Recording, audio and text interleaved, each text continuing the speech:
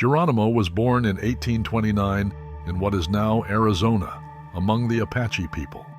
His early life was shaped by constant conflict with Mexican and American settlers. But there is much more to his story that you probably didn't know about. The defining moment came in 1851. While Geronimo was away trading, a Mexican raiding party attacked his camp, killing his wife, children, and mother. Geronimo joined forces with other Apache leaders, including Cochise, and began a relentless campaign against the Mexicans. He led his warriors on a series of brutal raids, driven by a desire for revenge. His attacks were swift and deadly, showing no mercy. This period of his life was marked by intense violence and an unyielding thirst for retribution. Geronimo's path as a warrior was marked by intense violence and cunning strategy. After the devastating loss of his family, his life became a series of battles. He was determined to avenge his loved ones and protect his people. Geronimo was known for his night raids. He believed attacking under the cover of darkness gave him the upper hand. These attacks were swift and brutal. His enemies often woke up to find their camps in flames and their warriors dead. Geronimo's night raids were not just about killing. They were about sending a message of fear and dominance. One of the most shocking aspects of Geronimo's strategy was his use of psychological warfare. He would leave the bodies of his enemies in gruesome displays, sometimes hanging them from trees or placing their heads on stakes. This tactic was meant to terrify anyone who came across these scenes. It was a way to break the spirit of his enemies without fighting them directly. Geronimo's ability to evade capture was legendary. On several occasions, he was captured by the U.S. Army, only to escape in daring and clever ways. He once slipped away by feigning illness and then overpowering his guards.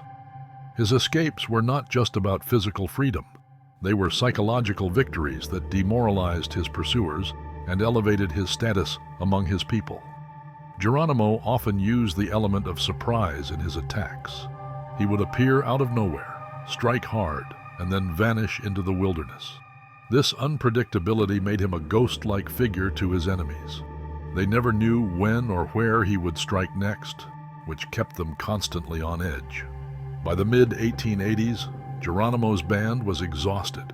They had been fighting for years, and the U.S. Army's relentless pursuit was taking its toll. In 1886, Geronimo and his remaining warriors faced a choice: continue fighting and face certain death or surrender. Geronimo chose to surrender, but not without negotiating the best possible terms for his people. This decision marked the end of the Apache resistance, but also ensured the survival of his people. While Geronimo is often seen as a lone warrior, he was also a shrewd strategist who formed unexpected alliances. These alliances helped him survive and continue his fight longer than anyone expected. Geronimo sometimes collaborated with other Native American tribes and even Mexican settlers who shared common enemies. These alliances were crucial for his survival. They provided him with additional warriors, supplies, and crucial information about his enemies' movements. One of the most surprising alliances Geronimo formed was with certain Mexican settlers. Despite his deep hatred for the Mexicans who killed his family, Geronimo realized that some Mexican villagers also suffered under the same enemies.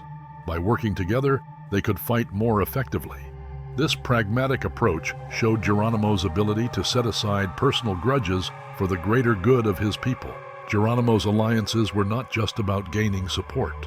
They were tactical decisions that demonstrated his deep understanding of warfare. He knew that by forming these alliances, he could create confusion and division among his enemies. This strategy helped him keep the upper hand for many years. Geronimo had multiple wives and many children. He cared deeply for his family and worked hard to provide for them, even in times of war. His role as a father and husband was a source of strength and motivation for him. He fought not just for his people, but for his family's future. Geronimo was a shaman, a spiritual leader among the Apache. He believed in the power of dreams and visions. He often spoke of dreams where spirits guided him and protected him from harm. These spiritual experiences gave him confidence and a sense of destiny. His belief in supernatural protection made him fearless in battle. Geronimo's dreams were more than just visions. They were guiding forces in his life. He believed that the spirits communicated with him through these dreams, offering advice and warnings. This deep spiritual connection influenced many of his decisions and actions.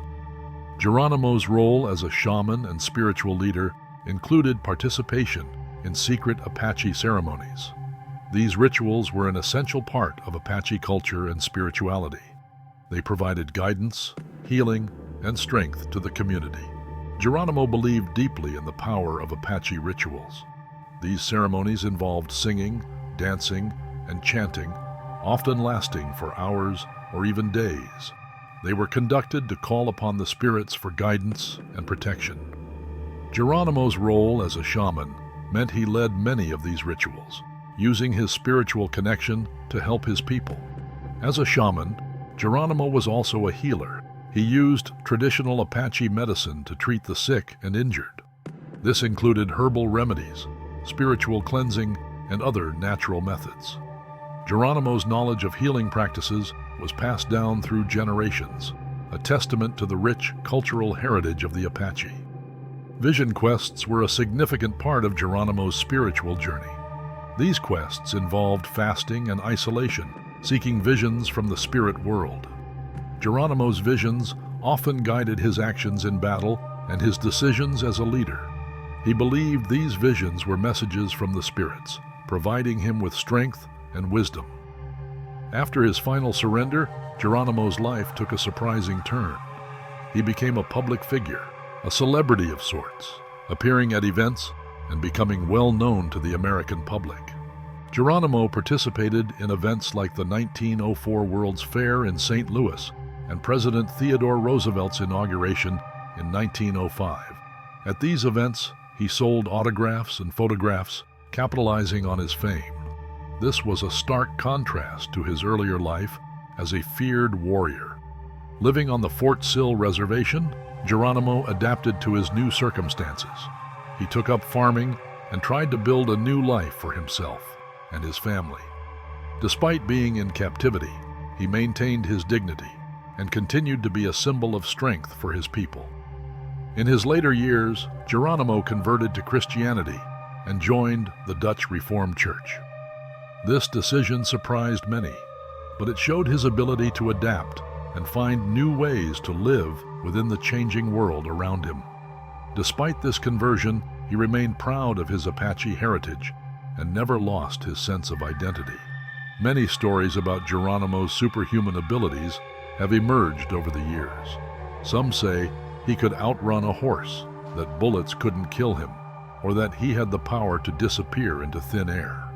These myths, while not true, highlight the larger-than-life presence Geronimo had in the minds of both his followers and his enemies. Geronimo became a symbol of freedom and resistance, not just for the Apache, but for all oppressed peoples. His name is often invoked as a rallying cry for those fighting for their rights and freedoms. Geronimo's unwavering commitment to his people and his land continues to resonate with those who seek justice and equality.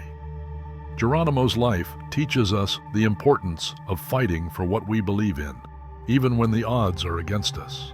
His unwavering commitment to his people and his land serves as a powerful example of courage and determination. Geronimo's story reminds us that true strength comes from within, and that resilience in the face of adversity is a timeless virtue. Geronimo's legacy is not without its complexities. He was both a hero and a villain, a spiritual leader and a ruthless warrior. This duality makes his story all the more compelling and relevant. It challenges us to look at history with a nuanced perspective, understanding that heroes can be flawed and that even the most controversial figures have something to teach us. Geronimo's spirit continues to inspire and challenge us. His life is a testament to the strength and resilience of the human spirit. As we remember Geronimo, we honor not just the man, but the enduring spirit of resistance and the unyielding pursuit of freedom. Be the first to know about our upcoming content. Like and subscribe to our YouTube channel.